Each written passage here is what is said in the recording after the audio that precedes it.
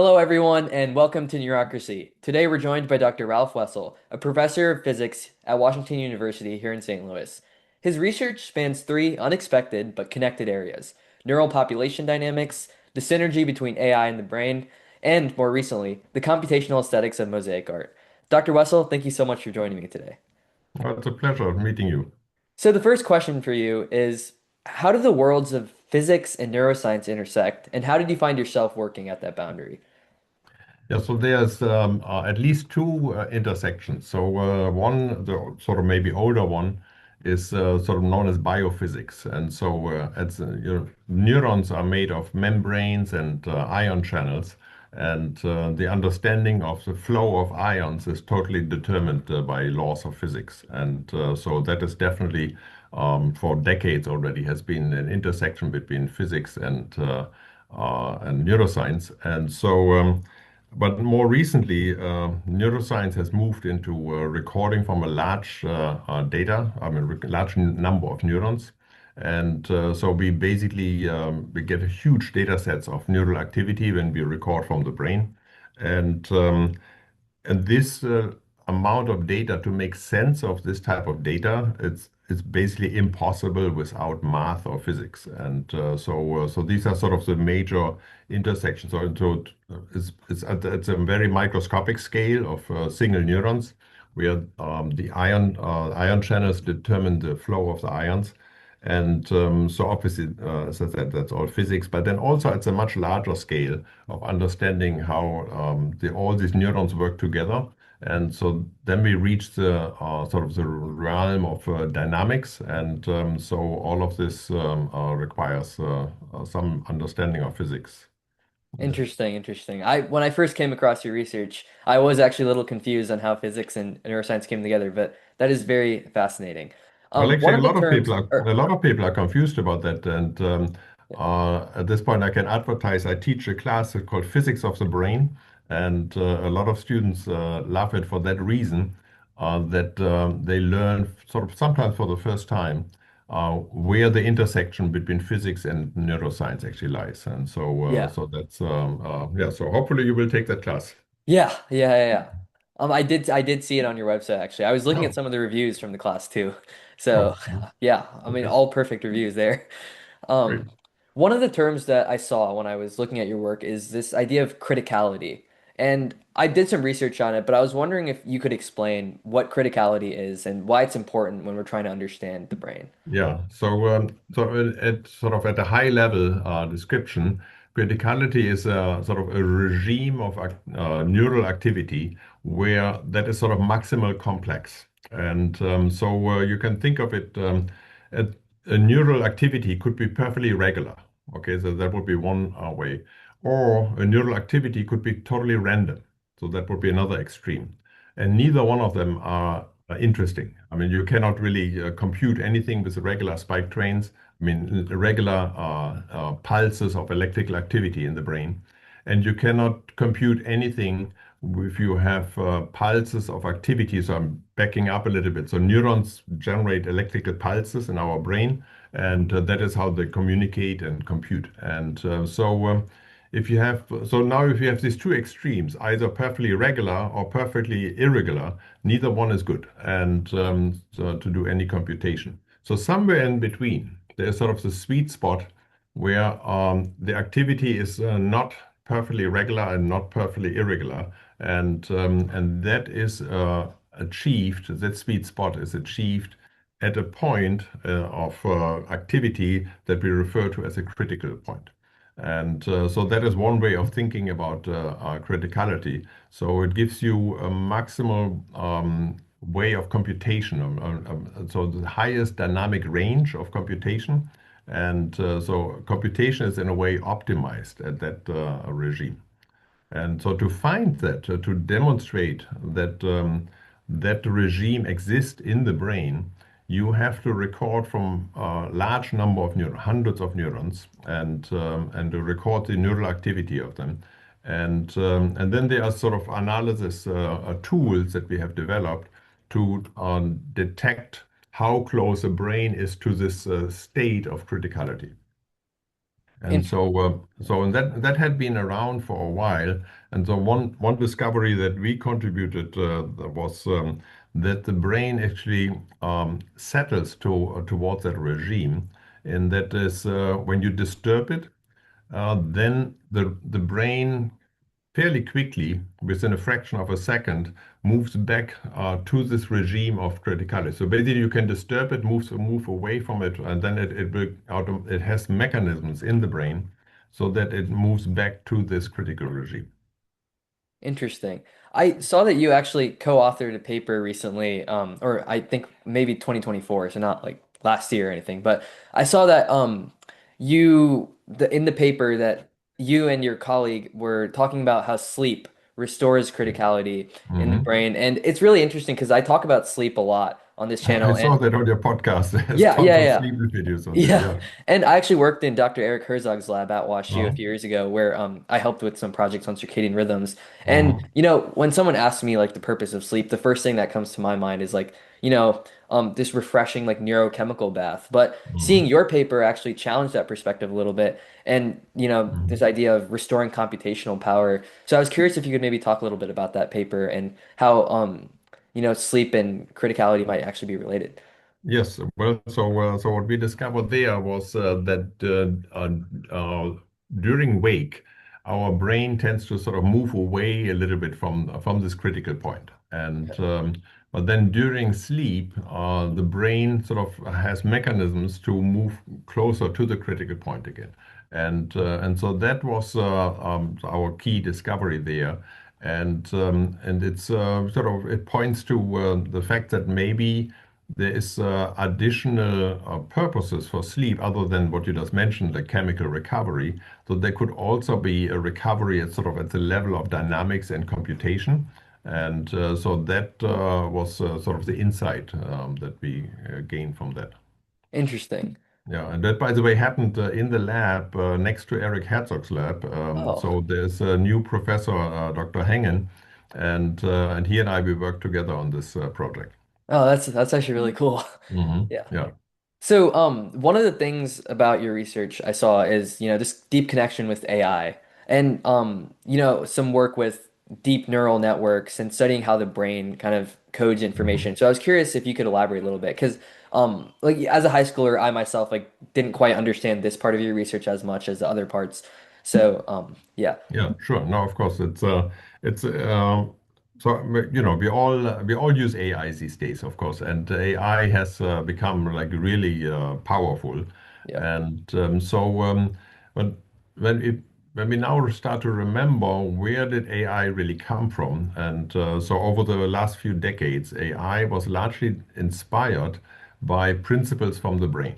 And so if you look the underlying artificial networks that power AI, these networks at some high level, they are sort of inspired by principles in the brain. And so, for example, connectivity. So there's a high connectivity among these units in these networks.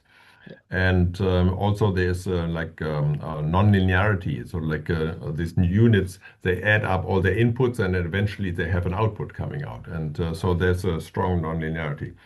And there's a number of other sort of features that AI researchers basically copied from the brain, and so high-level principles, and put them into this AI, which now in recent years these AI have become really good at a task rivaling human performance. And so it started first with sort of image classification, the classic dog cat yeah, type of classification. And so they are really good at this stuff. And so now we have two things. So we have AI that on the one hand, it is powered by principles that somewhat resemble principles in the brain. And second, we have networks or AI that perform at a task better than humans, okay, okay, or at least equal. Okay, so then once you have that, then it makes sense for the neuroscientist to say, well, if that is the case, then we should look inside these artificial neural networks that power AI and explore the computational principles that are happening, not just the biophysical principles, but actually the computational principles. Okay, so basically now what we are saying now, we have an artificial neural network that is doing the task really well. We have the human brain that is doing the task very well. Studying the brain is a pain, a super pain, because we never get all the data. Okay, so we only have a subset of the data. We have only access to a small amount of the data. Hmm. For the artificial neural networks, we actually have access to every single data point in there. So we know everything Right. about them. Right. So every parameter is totally there. And so then it makes sense to look inside this artificial neural network and search for principles that might inform us about principles in the brain later. Okay, so now to support that direction of research a little more, you might want to say, well, then first, let's compare whether when we look at the activity in the artificial neural networks and compare that with activity in animal brains that perform similar tasks. Okay. And now, what was discovered a little bit about 10 years ago was that there is some similarity even at the level of activity, of network activity. So, the network activity in artificial neural networks and the network activity in animal brains, when doing the same task, they sort of have some similarity. Wow. Right, exactly. So Yeah. that's exactly what the neuroscience said too. Nine scientists said also, wow, this is crazy. So if that is true, then we really should refocus our research first on understanding the artificial neural networks, and then maybe we discover principles from there that will inform the experiments that we want to do for the brain afterwards. And that is sort of the new sort of research area that evolved over the last 10 years. It's known as neuro AI. That's sort of like the buzzword that popped up on Yeah. that. And and it has become quite powerful actually to explore principles there. And it's you see, it's if you think about neuroscience, I mean, we are again, it's just so difficult to get all the data. We will never get all the data out of the brain. Okay, Yeah. it doesn't matter how many electrodes we squeeze into the brain, there will be always missing something. And in fact, we only get a tiny fraction of data out of the brain. And so it makes total sense to look for principles in the artificial neural networks. And keep in mind that these artificial neural networks, even though I mean, we set them up, we scientists set them up, but we only set up the architecture of these artificial neural networks. Then they are trained on data. So Hmm. that means the properties inside these artificial neural networks, they are emergent properties that emerge through the training. Okay. Okay, and Yeah. and and nobody, honestly, nobody really quite understands how it really works, right? And so Yeah. how artificial intelligence fully works. And so it's a major research area to try to understand how it works. And that insight from artificial neural networks will inform, may inform, I should say, may inform how the brain, at least may inform the next level of experiments for brains. Yeah. Now, that was a long answer, but one Yeah. more thing on there. The whole thing may be, we may be totally on the wrong track with that, even though it sounds very convincing, everything I just said. But on the other hand, the um, the artificial neural networks and the brains, they are so different and so many levels that maybe it's a very superficial avenue that we are taking there. So maybe 10 years from now, people will say, well, that was a wrong turn we took there. But for now, it's tempting to do that. Yeah. It's really funny that you mentioned the emergent properties, actually. My next question was literally going to be like, do you observe any like emergent properties in AI? And one thing I wanted to add here, like from my own understanding of neuroscience is I believe like a lot of cells in the brain actually are not neurons, but glia. And I Mhm. think like, understanding that and the various other like components of our brain makes that harder to model our brains, if I'm not mistaken, right? Yeah, sure. Uh, Right. yeah. I guess the next thing I wanted to talk about is your research with mosaics, which is how I came across you in the first place, and I find super interesting. How did you come across my? So I've actually been getting into creating Rubik's Cube mosaics over the past kind of few months. And Mhm, I was one of the things I like to do is whenever I have like something I like, so I like to, find research regarding like my passion. So I actually mhm, recently had a paper accepted for publication with using Rubik's cubes to study circadian rhythms and kind of look at like the distribution of records. And mhm, I was curious, like, is anyone doing any research in this mosaic field, right? mhm, And funny enough, right here, like in St. Louis, there's you doing, and not too long ago, like somewhat recently, like getting into this the aesthetics of mosaics, and I saw that you'd hosted this symposium with researchers from across the world. So my first question for you, and I already seen your answer to this on your episode, but I'd like you to share for the podcast. Why did you choose mosaics? Hmm. Yeah, so a few years ago I started a hobby. So I was searching for a new hobby, and in some roundabout way, I mean, I'm sure that you probably came across Rubik's cubes in a roundabout way. Yeah, And, yeah. so often our life is sort of shaped by random encounters. Anyway, I Mhm. came across well, I was open for new hobby, and I came across a documentary about a mosaic artist, and her name is Ilana Shafir.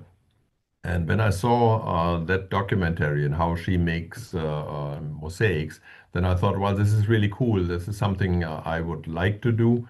And so I ran to the library and got some books about making mosaics. And I started really enjoying making mosaics. So there here I am making mosaics. And yeah, I'll show you one Okay, mosaic. cool. So this is.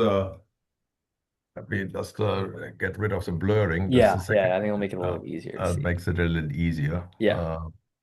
There we go.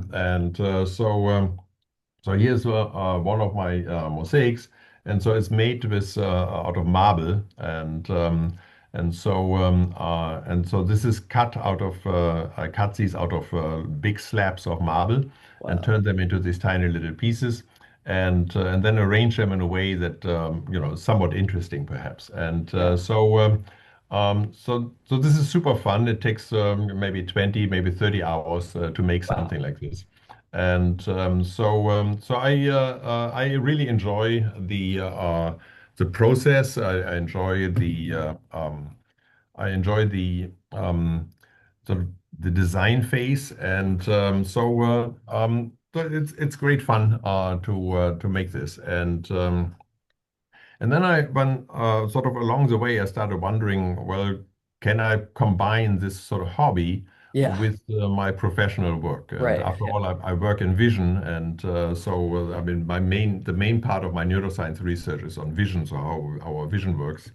Then I came across through that I came across across aesthetics, the study of aesthetics, Yeah. which is more in psychology really. And of course, I already at that time I had already done the transition from neuroscience to AI as well. So what we just discussed, the neuro AI. And of course, AI, especially generative AI, can be super powerful in this direction of making mosaics. So then I decided, well, maybe I can combine this passion for making mosaics with the study of aesthetics, meaning neuroscience, basically of vision, together with the tools that have become available from AI, and sort of work at this intersection of these three areas. So that's how it came about. Yeah, it's really fascinating. I always admire when people are able to connect their, like fun passions with their professional life, like you just described. That's one of my personal goals as well, with my career, Mhm. whatever I end up doing in the future. So that's cool. So I know you gave a talk on mosaics, and I watched this talk, but the people watching this probably haven't, and I'll link it in the description below. But could you briefly describe like the you kind of talk about this dynamic between the artist and the viewer and the art itself. Could you describe a little bit of that dynamic and then briefly the four projects that you're kind of Yeah, working on right yeah. now? Yeah, so one thing that irks me personally when I make mosaics, that I have a certain intention when I make the mosaic, and when I show it to others, the intention doesn't exactly come across. And Okay.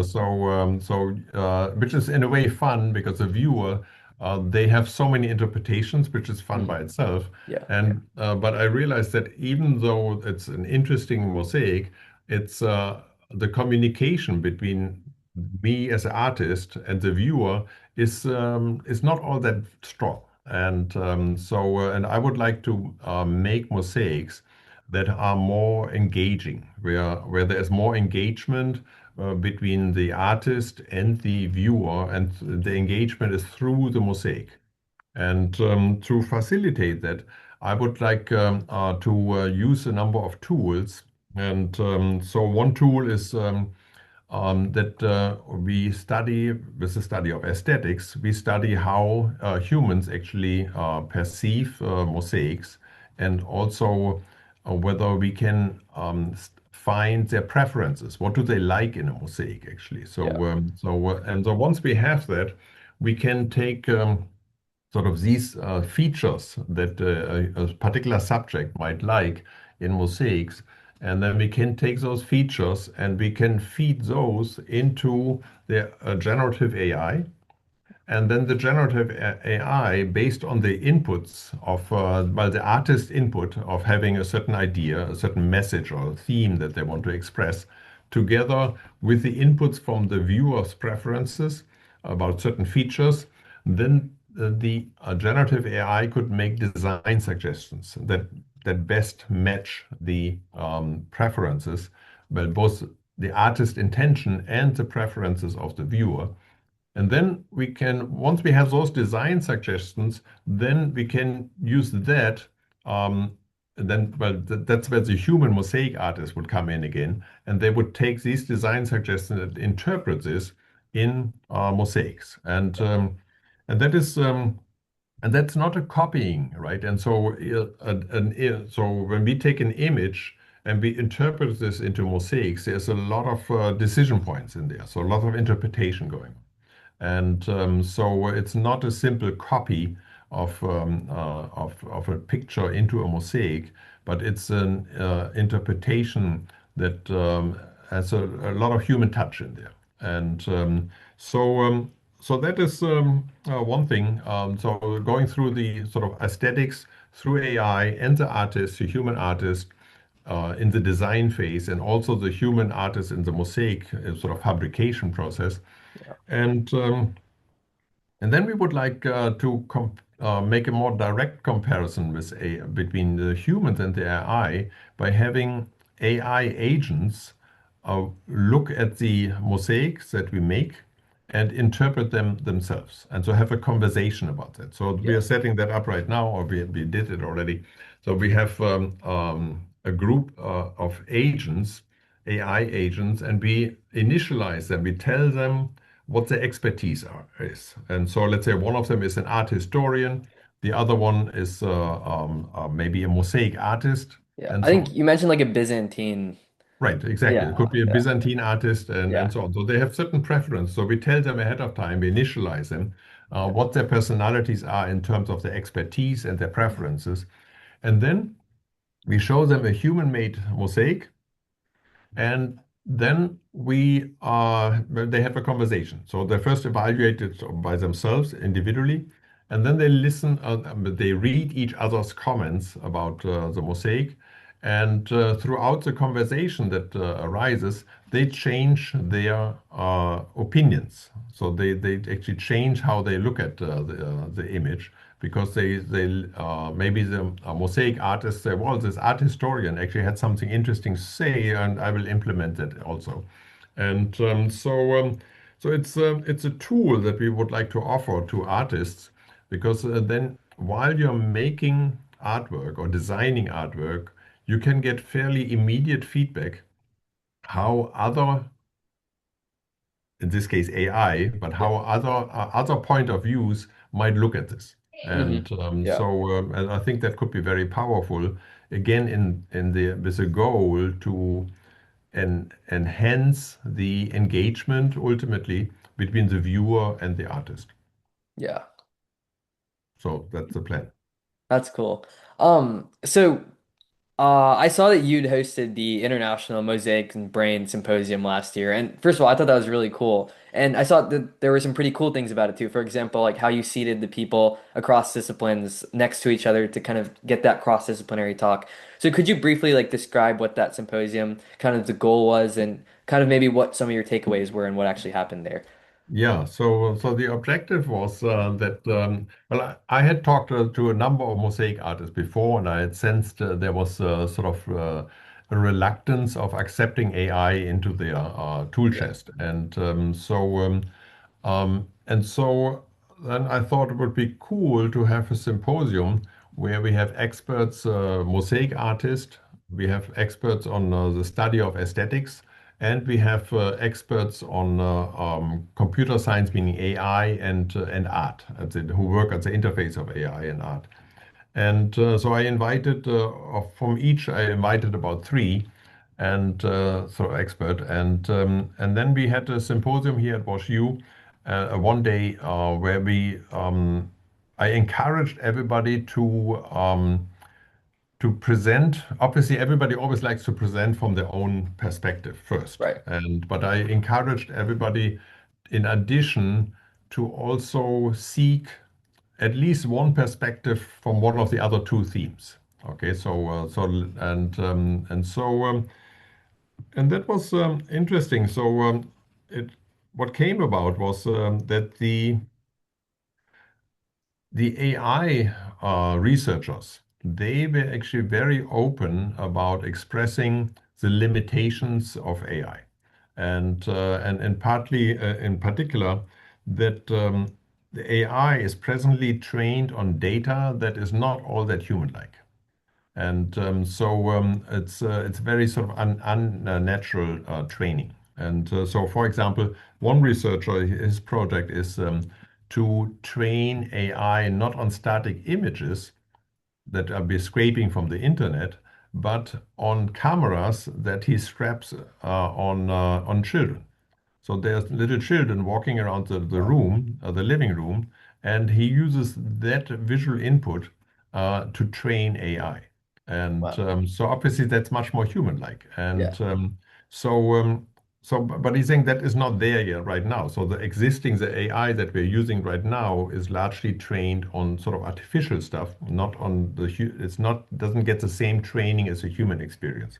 And as such, AI is not very human-like. It's of course AI is super strong. It's doing cool stuff, but it's not human-like. And in the future that may not be a good idea. Anyway, so that was sort of what they open up, and I think for the mosaic artist, they sort of they really appreciated this openness to that AI is not quite there yet and is not Yeah. all that good. And and they sort of open up to so that what they emphasize initially that sort of before they walked into the room, their sort of idea was, well, mosaic is a very what they call embodied artwork. And so it's, it's something that the whole body works to make this, and so AI can never reach that. And but through this listening to the talks from the AI researchers, they started realizing that, well, maybe AI can move into this direction to be more embodied, and as such, then it may become useful in the future. So there was a real conversation happening, a real communication across the aisle, so to speak, and that was really nice to see. Yeah. That's really cool to hear about. Hmm. Yeah. My final question for you is in your research right now, like whichever pillar it is, what's your favorite question right now that's kind of being elusive that you can't quite, get at or you've been trying to get at for years that you're excited to tackle for the next, however long it is. Well, honestly, it's the engagement to make the mosaics more engaging, Uh, and so that is really sort of my favorite right now. yeah, And so the next few years, that is what I will make. So make this network, so the communication between the artist and the viewer, make that more integrated with many other tools, yeah, and in that process, make artwork that is more engaging. And I mean, if you think about it, when the statistics is such that when we go to a museum, an art museum, then people spend at people only glance at an image, at a Yeah. painting. Okay, so it's only a glance. It's like half a minute or even less, and so that is not engagement. And and that's of course it's it seems like a waste. There's this beautiful artwork there, but the viewer doesn't really engage with it. And so if we can change the process so that the artists do not see themselves as like a one-way road of getting art out, and the viewer doesn't see themselves only as agents who just look at stuff, Right. but if we see it more as a communication between Yeah. the artist and the viewer, then I would be very happy if I can get there. Yeah. That's really, really cool. Uh, yeah. On that note, Great. Dr. Wessel, thank you so much for joining me today. This is a very meaningful conversation, and I'm glad that I was able to kind of learn a little bit about art because I've been getting into it myself recently. And Mhm. this idea of the communication between the artist and the viewer is actually really interesting. And I never Mhm. thought about it that way, but it makes sense, right? I don't think art should be something that someone gives and someone takes. I think that talk is what really Mhm. makes it meaningful and Mhm. what brings it life. So, Mhm. yeah. Great. Thank you. Well, thanks for inviting me.